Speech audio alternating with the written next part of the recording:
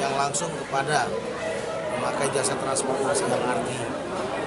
Yang mana mulai hari ini yang menjadi fokus kita adalah PNS, TNI Polri yang akan kita gratiskan sampai dengan tanggal 31 Juli.